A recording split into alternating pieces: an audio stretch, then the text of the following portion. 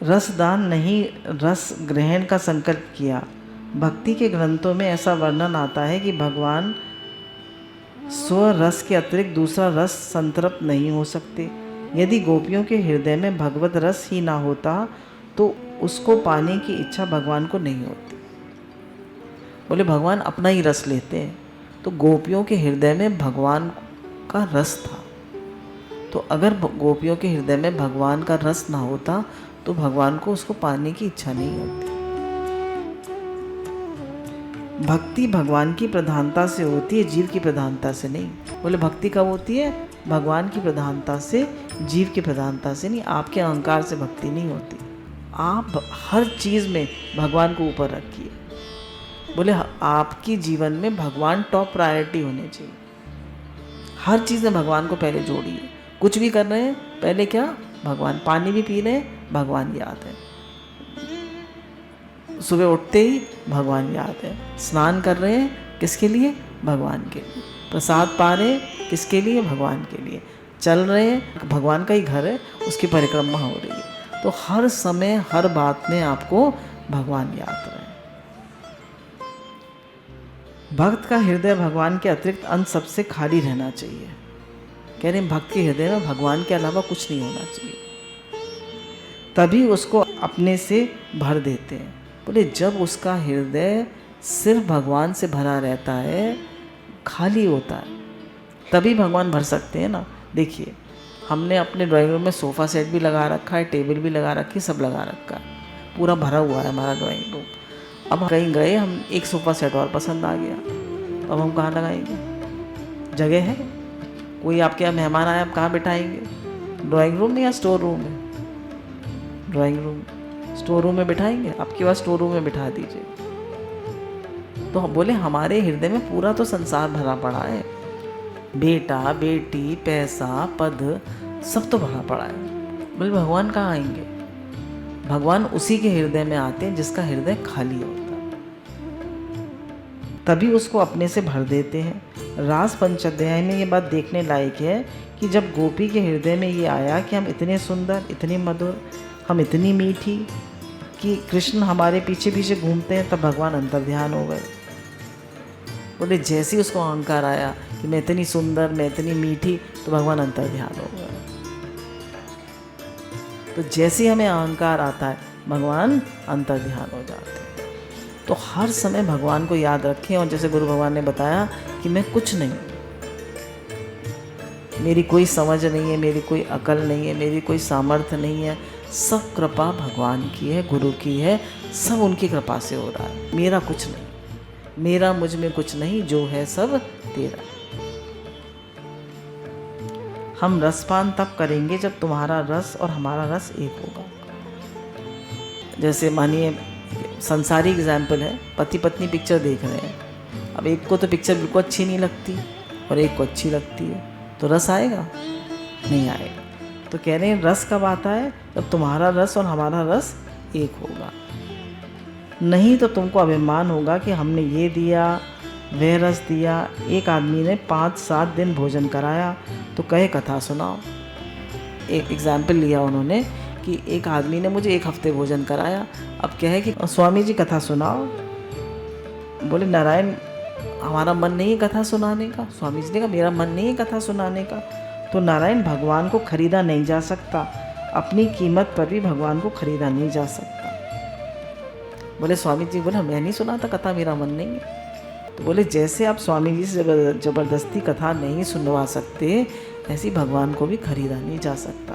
भगवान का मन होगा तो वो आपके हृदय में आएंगे, नहीं मन होगा तो नहीं आएंगे।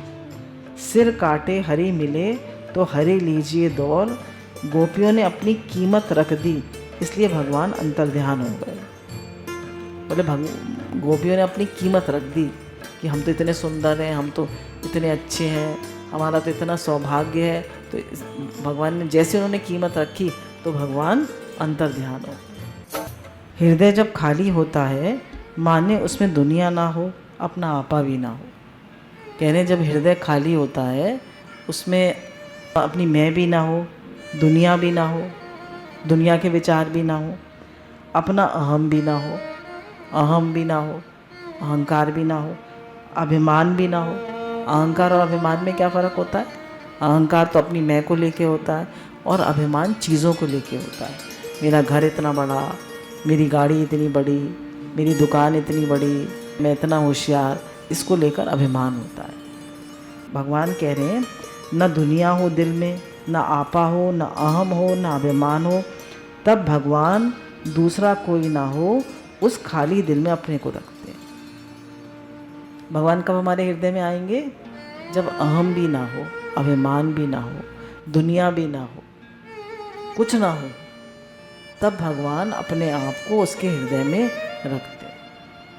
तो गोपियों के हृदय में भगवान के अलावा और कुछ है ही नहीं,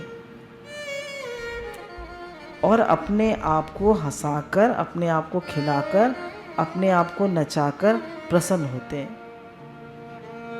तो कहने गोपियों के हृदय में अपने आप को रखते हैं और खुद ही प्रसन्न होते हैं। जैसे एक छोटा बच्चा होता है ना, उसके हृदय में माँ होती है बस, तो माँ उसके साथ खेलती है, हंसती है, तो क्या देखती है माँ? अपने आप को ही देखती है, अपने आप को ही तो देखती है, तभी तो खुश होती है। विक्षम रंतु मनश्चक्रा, योग माया ने भगवान के हृदय में जो आनंद था उसको गोपी के हृदय में रख दिया। जो योग माया है वो क्या करती है? वो एक स्थान से दूसरे स्थान में चीज़ को रख देती है। जैसे कि बलराम जी जो थे वो देवकी के उसमें थे गर्भ में, और उन्होंने उनके रोहिणी जी के गर्भ में रख दिया। ये योग माया ने किया। अब योग माया का क्या काम है? योग माया ने भगवान के हृदय में जो आनंद था उसको गोपी के हृदय में रख दिया। क्या करती है? वो एक स्थान से दूसरे स्थान में चीज़ को रख देती है। अब गोपी हो गई आनंदमयी, गोपी हो गई आनंद रूप। अब गोपी क्या हो गई? आनंद रूप, आनंदमयी। और गोपी के हृदय दर्पण में अपनी छवि निहार कर भगवान प्रसन्न हो रहे हैं। अपनी ही छवि को भगवान गोपी के हृदय में देख रहे हो। इतना उसने भगवान का चिंतन किया है कि वो भगवान का ही रूप हो गई। राम जपत राम ही हो जाए। तो भगवान ने उसके हृदय में अपने आप को स्थापित कर दिया। बाहर स्वयं जो के त्यों रहते हुए, अब बाहर वो स्वयं जो के त्यों है भगवान, और अपने आप को ही गोपी के हृदय में निहार रहे हैं। वही मुरली मनोहर पीताम्बरधारी श्याम सुंदर, गोरोचन अंकत भाल, अनुग्रह पूर्ण बोहें, प्रेम भरी चितवन, वही सुचिक्कन नीलम के समान चमचम चमकता हुआ कपोल, वही अरक्ताधर, वही पीताम्बरधारी श्याम सुंदर बाहर खड़े हैं और अपने को देख रहे हैं गोपियों के हृदय में। कह रहे वो बाहर खड़े हैं और देख रहे हैं कहाँ? जैसे हम शीशे में देखते हैं ना अपने आप को, वो अपने आप को कहाँ देख रहे हैं? गोपियों के हृदय में। तो वो अपना ही आनंद ले रहे हैं, वो गोपियों का आनंद नहीं ले रहे, वो अपना ही आनंद ले रहे हैं। तो रास में भगवान ने अपना ही आनंद लिया। कब स्थापित किया अपने आप को? जब उनका हृदय संसार से, अहम से, अभिमान से, हर चीज़ से खाली था। तब भगवान ने अपने आप को उनके हृदय में स्थापित कर दिया। बोले अरे मैं एक और अनेक रूप है। प्रसन्न हो गए। बोले मैं तो एक हूँ और मेरे इतने सारे रूप बन गए। जैसे पहले हम लोग कहते थे ना, एको हम बहुश्याम, मैं एक से अनेक हो जाऊँ। तो उसी की चीज़ ये है कि भगवान ने कहा एको हम बहुश्याम, में एक से अनेक हो जाऊँ। तो ऐसे ही सब मेरा ही रूप है, सर्वमम रूप है। जहाँ तक जाति दृष्टि है, जहाँ तक फैली सृष्टि है, सर्वमम रूप है। तो भगवान क्या देख रहे हैं? इन सब गोपियों के हृदय में मैं ही तो हूँ। अब जब भगवान के मन में रमण का संकल्प उठा तो चंद्रमा ने कहा आओ आओ बहती गंगा में नहाए। चांदनी छिटक गई, पुष्टि मिल गई सबको। चंद्रमा औषधि वनस्पतियों को पुष्टि देता है, शोक को नष्ट करता है। अब श्री कृष्ण की उस पर दृष्टि पड़ी। अभी तक तो उन्होंने पहले गोपियों के हृदय में अपने को स्थापित किया, अब उनकी दृष्टि चंद्रमा पर पड़ी। तो कह रहे हैं चंद्रमा पर दृष्टि पड़ी क्योंकि चंद्रमा ने दो काम किए। क्या काम किए दो चंद्रमा ने? एक तो प्रजा का शोक दूर किया। चंद्रमा क्या करता है कि जब चंद्रमा निकलता है गर्मी के दिनों, क्या लगता है? ठंडक मिलती है, तो हमारा शोक दूर करता है, वनस्पतियों को पुष्ट करता है, सबको शक्ति देता है। भगवान को जीवों को सुख पहुंचाने वाला बहुत प्यारा है। भगवान जो दूसरों को सुख पहुंचाता है भगवान को बहुत प्यारा है। तो चंद्रमा क्यों प्यारा लगा भगवान को? क्योंकि वो सबका दुख दूर कर रहा है और सबको सुख दे रहा है। तो जो सबको सुख देता है वो भगवान को बहुत अच्छा लगता है। हम भी जब सबको सुख दूर देते हैं और सबका दुख दूर करते हैं तो भगवान को बहुत प्यारे लगते हैं। भगवान कहते हैं कि चंद्रमा जब निकलता है तो जितनी भी कुमुदनियाँ होती हैं वो सब खिल जाती हैं। बोले बचपन में हम लोग छोटे छोटे थे तो जब जन्माष्टमी आती थी तो हम लोग खूब सारे कमल तोड़ लाते थे, दिन में तोड़ लाते थे और वो कलियाँ जैसी होती थी, और रात को जब चाँद निकलता था सब खिल जाती थी। तो हम भगवान का जो झूला बनाते थे वो भी कमल से, भगवान की हर चीज़ कमल से बनाते थे, बड़ा सुंदर लगता था, सारी कुमुदनियाँ खिल जाती थी। तो कह रहे हैं जैसे चाँद को देखकर सारी कुमुदनियाँ खिल जाती हैं और आपस में उनमें कोई सौतिया डहा नहीं होती, ऐसी भगवान कह रहे हैं चंद्रमा को देखकर गोपियाँ सीखें कि हजारों हजारों गोपियाँ हैं, एक दूसरे को ना देखें, सिर्फ मेरी तरफ देखें। समझ रहे हैं? हम संसार में किसी की तरफ ना देखें, हम सिर्फ किसकी तरफ देखें? गुरु की तरफ या भगवान की तरफ। हम दूसरे की तरफ देखें ही ना। दादा भगवान ने कह दिया अदर इज हेल, दूसरे को देखो ही मत, सिर्फ भगवान को देखो। अब कह रहे हैं भगवान उससे प्रसन्न होते हैं जिसमें पृथ्वी में आनंद आए। भगवान उससे प्रसन्न, जैसे देखिए अमिताभ बच्चन ने क्या किया, पर लोग कितना पसंद करते हैं अमिताभ बच्चन को, या कोई एक्टर होता है उसने क्या किया। कितने साइंटिस्ट होते हैं दुनिया में, वो अपना पूरा जीवन इसी में लगा देते, कोई जानता है उन्हें? कितने इंजीनियर्स होते हैं पूरी ज़िंदगी अपनी सेवा करने में लगा देते, कोई जानता है उन्हें? पर अमिताभ बच्चन को क्यों जानते हैं लोग? क्योंकि उसने सबको सुख दिया, मनोरंजन किया, सबको खुशी दी। तो कह रहे हैं भगवान उससे प्रसन्न होते हैं जिससे पृथ्वी में आनंद आए। बोले जो सबके दिल को छूता है, जो सबको सुख देता है, सबको आनंद देता है, भगवान उससे प्रसन्न होते हैं। यदि 4 आदमी हंस रहे हों और एक रोता हुआ आ जाए तो क्या होगा? वो भी हंसना बंद कर देंगे, भाई क्या बात हो गई। सबको चुप होना पड़ेगा कि भाई इसको क्या तकलीफ़ है, ज़रा सहानुभूति दिखलाओ। तो 4 आदमी को हंसते से रुला देना ये मनुष्य आदमी का काम। बोले 4 आदमी हंस रहे थे और एक अपना रोता हुई सी शक्ल बना के आ गया, तो बताया कि वो मनुष्य आदमी है। और 4 आदमी मनुष्य बैठे और एक आदमी हंसोड़ा आ जाए हंसता हुआ और चारों की बत्ती सी दिख जाए, तो वह कुमुदंत का अर्थ है कि चंद्रमा को इतना प्यारा है कि उसको देखकर सब कुमुद खिल रहे हैं। बोले अगर 4 बेचारे उदास बैठे और एक हंसता हुआ आ जाए तो वो भी हंस जाए। बोले ऐसी चंद्रमा है कि उसको देख के सब खुश हो जाते हैं, इसलिए भगवान भी चंद्रमा को देखकर खिल गए। यदि चंद्रमा में सृष्टि कोई प्रेम ना करता तो चंद्रमा को देखकर भगवान खुश नहीं होते। बोले अगर सृष्टि में चंद्रमा से कोई प्रेम ना करता तो भगवान भी चंद्रमा को देखकर खुश ना होते। और दूसरी क्या बात है, भगवान ने कहा चंद्रमा जो है वो पूर्ण है, फुल मून है। ये नहीं कि द्वितीय का चंद्रमा है, तृतीय का नहीं है, पूर्णमासी है, पूर्ण है चंद्रमा। तो बोले सारी कमी उसी दिन हमारे जीवन की छूट गई जिस दिन भगवान हमारे सामने आ गए। और फिर भगवान के सामने भी जाए और न्यूनता रहे, इसमें भगवान की बदनामी भी तो है। भगवान का भक्त हो गया परंतु कलंक का दोष नहीं छूटा।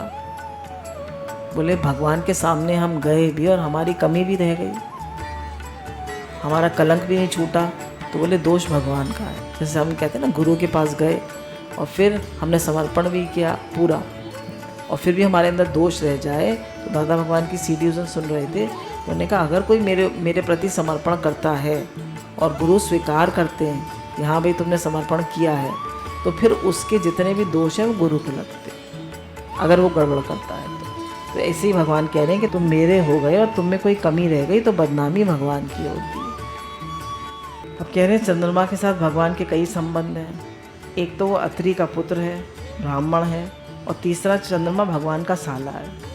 साला कैसे? बोले जब समुद्र मंथन हुआ तो लक्ष्मी जी भी निकली और चंद्रमा भी निकला, तो इसलिए वो दोनों, लक्ष्मी जी भगवान की पत्नी है, तो इसलिए वो भगवान का साला हो गया। भाई बहन हो गए, वो एक साथ निकले समुद्र में से, इसलिए चंद्रमा भगवान का साला भी है। अब इसमें कह रहे हैं कि एक दूसरा अर्थ है कि सर्व लक्ष्मी में ये राधा याद आ गई। एक एक ब्रह्मांड में एक एक विष्णु होते हैं, एक एक के साथ एक एक लक्ष्मी होती है। कह रहे एक एक ब्रह्मांड में एक विष्णु होते हैं, अनेकों ब्रह्मांड है भगवान के शरीर में, अनेकों ब्रह्मांड है। हमारा तो एक है, ये अर्थ प्लैनेट, ऐसे अनंत ब्रह्मांड है, कोटि कोटि ब्रह्मांड है भगवान के एक एक रोम में, ऐसा भागवत में लिखा हुआ है। कह रहे एक एक ब्रह्मांड में एक एक विष्णु होते हैं और एक एक लक्ष्मी होती है। तो करोड़ करोड़ ब्रह्मांड, करोड़ करोड़ विष्णु, करोड़ करोड़ लक्ष्मी, ये सारी लक्ष्मी कहाँ से निकलती हैं? बोले राधा से निकलती हैं सारी लक्ष्मी। सारी लक्ष्मी कहाँ से निकलती है? राधा से। राधा का ही रूप है। और गोस्वामी तुलसीदास जी कहते हैं कि उससे निकलती हैं, सीता जी से। तो जो चंद्रमा को देखा तो राधा रानी आकर आँखों में बस गई। तो बोले जैसी चंद्रमा देखा तो कौन आके आँखों में बस गई? राधा रानी। अब चंद्रमा कहता है देखो मैं केवल शरीर से सुंदर नहीं हूँ, मेरे अंदर भी प्रेम। तो बोले खाली शरीर से सुंदर होने से नहीं होता है, अंदर भी प्रेम हो। जैसे नई नई केशर हो, उसके सामने अनुराग के रंग में रंगा चंद्रमा उदय हुआ। अनेक कुमुदों का प्रियतम चंद्रमा अखंड मंडलम, निर्दोष चंद्रमा, राधा रानी के मुखार बिंदु का स्मरण दिलाने वाला चंद्रमा और अनुराग के रंग में रंगा हुआ चंद्रमा जब आया तब भगवान की दृष्टि पड़ी। बोले जब चंद्रमा जो था वो अनुराग के रंग में रंगा हुआ था, सबको सुख दे रहा था, सबका दुख दूर कर रहा था, इसलिए भगवान की दृष्टि उस पर पड़ी। वनम च वृंदावनम च, वन में तो वृंदावन हो। अरे वन तो सब जगह होते हैं। कह रहे वन तो सब जगह होते हैं, कहीं शेर होते हैं, कहीं हाथी होते हैं, मगर वन तो वह है जहाँ राधा कृष्ण विहार करें। बोले असली वन कौन सा है? जहाँ राधा कृष्ण विहार करें। जिस स्थिति में रहकर मनुष्य भगवान का भजन कर सके उसको वन कहते हैं। बोले आप वन में तो चले गए पर भगवान का भजन नहीं करे। बोले तो क्या वन में रहे आप? बहुत से लोग वन में चले जाते हैं ना घर छोड़ के। तो बोले वन में रहना क्या है? जिस स्थिति में आप भगवान का भजन ही कर सकें। बोले अगर आप हर समय घर में ही भगवान का भजन करते हैं तो घर ही वन है आपका। तो वन वही है जहाँ बैठकर भगवान का भजन किया जाए। जब वृंदावन में तो राधा कृष्ण, गोपी कृष्ण रासलीला करने वाले हैं, इसलिए चंद्रमा ने अपनी कोमल किरणों से सारे वन को रंग दिया। कहीं लाल चमके, कोपलें जहाँ थीं लाल लाल, पत्ते लाल चमके, कहीं हरा चमके, कहीं सुनहला चमके, कहीं फूल चमके, कहीं फल चमके।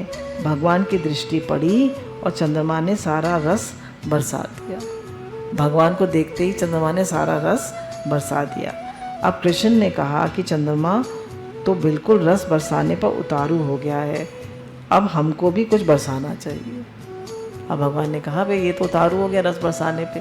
गोपियाँ भी के हृदय में भी भगवान ने देखा कि मैं ही स्थापित हूँ, तो अब भगवान जो है वो सोच रहे हैं मुझे भी रास करना चाहिए। गुरु भगवान के शुक्राने हैं। गुरु भगवान हमको बताते हैं कि अगर गुरु ना हो जीवन में तो वृंदावन जाना भी बेकार है, क्योंकि बिना गुरु के हमें वहाँ पर भगवान याद नहीं आते। जब भगवान की कथा लीला होती है, जब गुरु साथ होते हैं तभी हम माला करते हैं, तभी भगवान याद आते हैं। तो सारे शुक्राने वृंदावन धाम के नहीं हैं, सारे शुक्राने गुरु भगवान के हैं।